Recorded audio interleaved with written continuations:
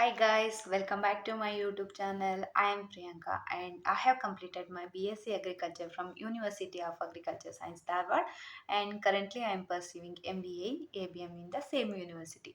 So ಸುಮಾರು ಜನ ಈ ವರ್ಷ BSc ಅಗ್ರಿಕಲ್ಚರ್ಗೆ ಜಾಯ್ನ್ ಆಗ್ತಿರ್ತೀರಾ. ನಿಮಗೆ ಸುಮಾರು ಕ್ವಶನ್ಸ್ಗಳು ಕನ್ಫ್ಯೂಷನ್ಸ್ ಇರುತ್ತೆ. ಏನಂತ ಅಂದರೆ BSc ಅಗ್ರಿಕಲ್ಚರಲ್ಲಿ ಯಾವ ಯಾವ ಕೋರ್ಸ್ಗಳನ್ನ ಆಫರ್ ಮಾಡ್ತಾರೆ, BSc ಅಗ್ರಿಕಲ್ಚರ್ ಕೋರ್ಸ್ ಡ್ಯೂರೇಷನ್ ಎಷ್ಟು, ಕಾಲೇಜ್ ಫೀಸ್ ಎಷ್ಟಿರುತ್ತೆ, ಅದಾದಮೇಲೆ ಹಾಸ್ಟೆಲ್ ಫೆಸಿಲಿಟಿ ಅವೈಲೇಬಲ್ ಇರುತ್ತೋ ಇಲ್ವೋ, ಅದಾದಮೇಲೆ ಸುಮಾರು ಜನ ಹೇಳೋದು ಕೇಳಿರ್ತೀರ BSc ಅಗ್ರಿಯಲ್ಲಿ ನೀವು ಫೀಲ್ಡಿಗೆ ಹೋಗಬೇಕಾಗಿರುತ್ತೆ, ಮತ್ತು ಕ್ರಾಪ್ ಪ್ರೊಡಕ್ಷನ್ ಇರುತ್ತೆ, ವೀಡಿಂಗ್ ಮಾಡೋದಿರುತ್ತೆ, ಇನ್ಸೆಕ್ಟ್ ಕಲೆಕ್ಷನ್ ಇರುತ್ತೆ, ಮತ್ತು ನಿಮಗೆ ಸುಮಾರು ಫೀಲ್ಡ್ ವಿಸಿಟ್ಸ್ ಇರುತ್ತೆ, ಜೊತೆಗೆ ನೀವು ಆಲ್ ಇಂಡಿಯಾ ಟ್ರಿಪ್ಗೆ ಕೂಡ ಹೋಗ್ತೀರಾ ಅನ್ನೋದನ್ನ ಕೇಳಿರ್ತೀರ. ಬಟ್ ನಿಮಗೆ ಇದ್ರ ಬಗ್ಗೆ ಸರಿಯಾದ ಇನ್ಫಾರ್ಮೇಷನ್ ಗೊತ್ತಿರಲ್ಲ.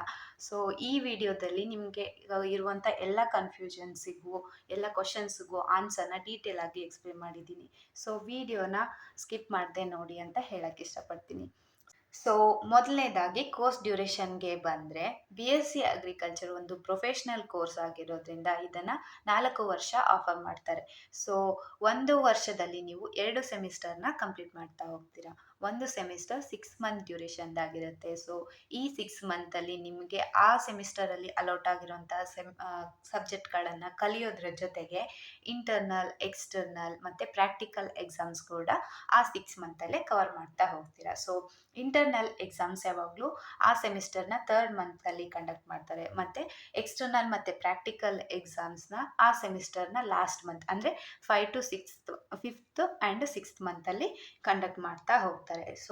ಸೊ ಅದಾದಮೇಲೆ ಕೋರ್ಸಲ್ಲಿ ಯಾವ ಯಾವ ಸಬ್ಜೆಕ್ಟ್ನ ಕಲಿತೀರಾ ಅಂತ ಹೇಳೋದಾದರೆ, ಫಸ್ಟ್ ಇಯರಲ್ಲಿ ನೀವು ಅಗ್ರಿಕಲ್ಚರ್ ರಿಲೇಟೆಡ್ ಎಲ್ಲ ಸಬ್ಜೆಕ್ಟ್ನ ಬೇಸಿಕ್ ಕಾನ್ಸೆಪ್ಟ್ನ ಕವರ್ ಮಾಡ್ತಾ ಹೋಗ್ತೀರಾ. Like fundamentals of agronomy, fundamentals of horticulture, fundamentals of soil science, ಆಮೇಲೆ fundamentals of pathology, entomology, crop physiology, economics, ಅದಾದಮೇಲೆ ಎಕ್ಸ್ಟೆನ್ಷನ್, ಫಿಶರೀಸ್, ಫಾರೆಸ್ಟ್ರಿ, ಇದೇ ರೀತಿ ಹಲವಾರು ಅಗ್ರಿಕಲ್ಚರ್ ರಿಲೇಟೆಡ್ ಸಬ್ಜೆಕ್ಟ್ಸ್ನ ಬೇಸಿಕ್ ಕಾನ್ಸೆಪ್ಟ್ನ ಫಸ್ಟ್ ಇಯರಲ್ಲಿ ಕವರ್ ಮಾಡ್ತಾ ಹೋಗ್ತೀರಾ.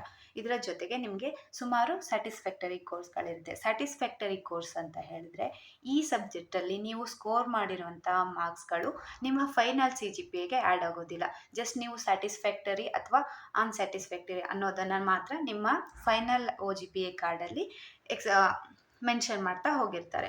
ಸೊ ಫಸ್ಟ್ ಇಯರಲ್ಲಿ ನಿಮಗೆ ಕನ್ನಡ, NCC ಮತ್ತು PE ಸ್ಯಾಟಿಸ್ಫ್ಯಾಕ್ಟರಿ ಕೋರ್ಸ್ಗಳಿರುತ್ತೆ. NCC ಮತ್ತು PEಯಲ್ಲಿ ನೀವು ಯಾವುದಾದ್ರೂ ಒಂದು ನಿಮಗೆ ಇಂಟ್ರೆಸ್ಟ್ ಇರುವಂಥ ಒಂದು ಕೋರ್ಸನ್ನು ಸೆಲೆಕ್ಟ್ ಮಾಡಿಕೊಡುವಂಥ ಆಪ್ಷನ್ಸ್ ಇರುತ್ತೆ.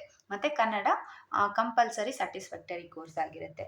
ಸೊ ಫಸ್ಟ್ ಇಯರ್ ಆದಮೇಲೆ ಸೆಕೆಂಡ್ ಇಯರ್ಗೆ ಬಂದರೆ, ಸೆಕೆಂಡ್ ಇಯರಲ್ಲಿ ನೀವು ಫಸ್ಟ್ ಇಯರಲ್ಲಿ ಕಲ್ತಿರೋಂಥ ಸಬ್ಜೆಕ್ಟ್ಗಳನ್ನೇ ಇನ್ ಡೆಪ್ತ್ ಆಗಿ ಕಲಿತಾ ಹೋಗ್ತೀರಾ. ಅಂದರೆ ಫಸ್ಟ್ ಇಯರಲ್ಲಿ ಬೇಸಿಕ್ ಕಾನ್ಸೆಪ್ಟ್ನ ಕವರ್ ಮಾಡಿರ್ತೀರಾ, ಸೆಕೆಂಡ್ ಇಯರಲ್ಲಿ ಆ ಕೋರ್ಸ್ನ ಡೀಟೇಲ್ ಆಗಿ ಸ್ಟಡಿ ಮಾಡ್ತಾ ಹೋಗ್ತೀರಾ. ಇದರ ಜೊತೆಗೆ ನಿಮಗೆ ಕ್ರಾಪ್ ಪ್ರೊಡಕ್ಷನ್ ಕೋರ್ಸ್ ಕೂಡ ಇರುತ್ತೆ. ಈ ಕ್ರಾಪ್ ಪ್ರೊಡಕ್ಷನಲ್ಲಿ ನೀವು ರಬಿ ಮತ್ತು kharif ಕ್ರಾಪ್ಗಳನ್ನು production ಮಾಡೋದಿರುತ್ತೆ.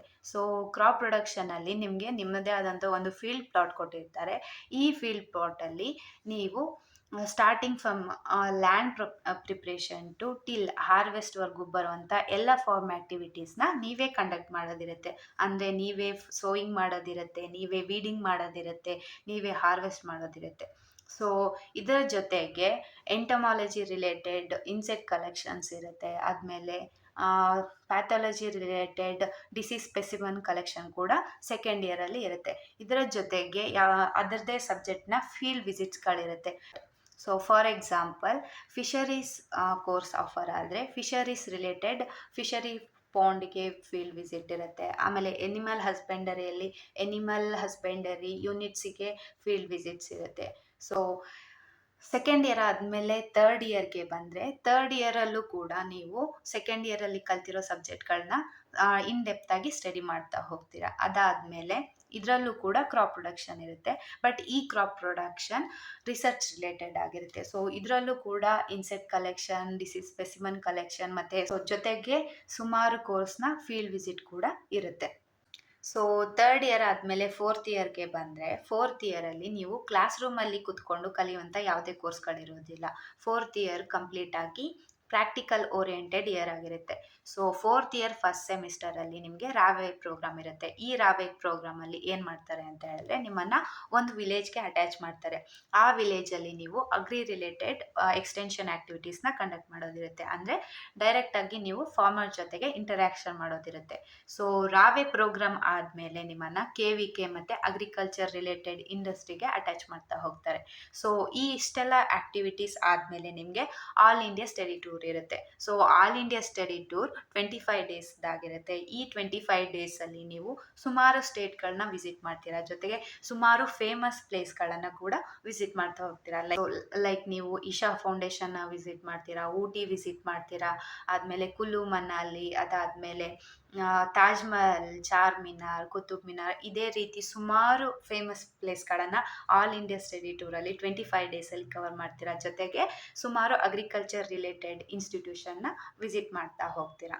So all India study tour ಮುಗಿಸ್ಕೊಂಡು ಬಂದಮೇಲೆ ನಿಮಗೆ ಎಕ್ಸ್ಪೀರಿಯೆನ್ಷಿಯಲ್ ಲರ್ನಿಂಗ್ ಅಂದರೆ ಫೋರ್ತ್ ಇಯರ್ನ ಸೆಕೆಂಡ್ ಸೆಮಿಸ್ಟರಲ್ಲಿ ಎಕ್ಸ್ಪೀರಿಯೆನ್ಷಿಯಲ್ ಲರ್ನಿಂಗ್ ಇರುತ್ತೆ. ಎಕ್ಸ್ಪೀರಿಯೆನ್ಷಿಯಲ್ ಲರ್ನಿಂಗಲ್ಲಿ ನಿಮಗೆ ಸುಮಾರು ಕೋರ್ಸ್ ಆಪ್ಷನ್ಸ್ ಕೊಟ್ಟಿರ್ತಾರೆ. ಈ ಕೋರ್ಸ್ ಆಪ್ಷನ್ಸಲ್ಲಿ ನಿಮಗೆ ಇಂಟ್ರೆಸ್ಟ್ ಇರುವಂಥ ಕೋರ್ಸ್ನ ಸೆಲೆಕ್ಟ್ ಮಾಡುವಂಥ ಆಪ್ಷನ್ ಇರುತ್ತೆ. ಸೊ ನೀವು ಸೆಲೆಕ್ಟ್ ಮಾಡಿರೋಂಥ ಕೋರ್ಸನ್ನು ಈ ಸೆಮಿಸ್ಟರಲ್ಲಿ ಅದರ ಎಲ್ಲ ಪ್ರಾಕ್ಟಿಕಲ್ ಓರಿಯೆಂಟೆಡ್ ಆಸ್ಪೆಕ್ಟ್ಸ್ನ ಕಲಿತಾ ಹೋಗ್ತೀರಾ. ಸೊ ಇಷ್ಟೆಲ್ಲದು ಕೋರ್ಸ್ ಡ್ಯೂರೇಷನ್, ಕೋರ್ಸ್ ಡೀಟೇಲ್ಸ್ ಬಗ್ಗೆ ಆಯಿತು. ಸೊ ಕಾಲೇಜ್ ಫೀಸ್ಗೆ ಬಂದರೆ ಅಗ್ರಿಕಲ್ಚರ್ ಕಾಲೇಜಸಲ್ಲಿ ಕಾಲೇಜ್ ಫೀಸ್ನ ಸೆಮ್ ವೈಸ್ ಪೇ ಮಾಡೋದಿರುತ್ತೆ. ಸೊ ಪ್ರತಿ semester college fees around 25,000 to 30,000 ಇರುತ್ತೆ. ಸೊ ಈ ಕಾಲೇಜ್ ಫೀಸು ಪ್ರತಿ semester college fees one sem to another sem vary ಆಗ್ತಾ ಹೋಗುತ್ತೆ.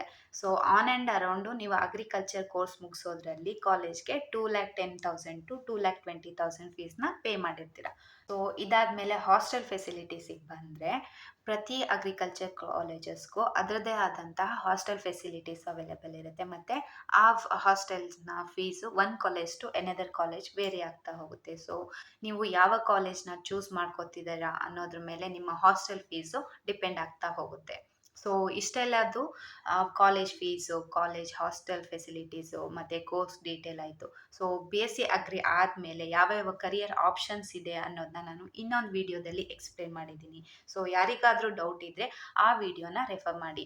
ಸೊ ಇದೇ ರೀತಿ BSc ಅಗ್ರಿಕಲ್ಚರ್ ರಿಲೇಟೆಡ್ ಏನಾದರೂ ಇನ್ಫಾರ್ಮೇಷನ್ ಬೇಕು ಅಂತ ಹೇಳಿದ್ರೆ ನಮ್ಮ ಚಾನಲ್ಗೆ ಸಬ್ಸ್ಕ್ರೈಬ್ ಮಾಡಿ. ಮತ್ತು ನಿಮಗೆ ಕಂಟೆಂಟ್ ಇಷ್ಟ ಆದರೆ ಲೈಕ್ ಮಾಡಿ ಮತ್ತು ನಿಮ್ಮ ಫ್ರೆಂಡ್ಸ್ ಜೊತೆಗೂ ಶೇರ್ ಮಾಡಿ.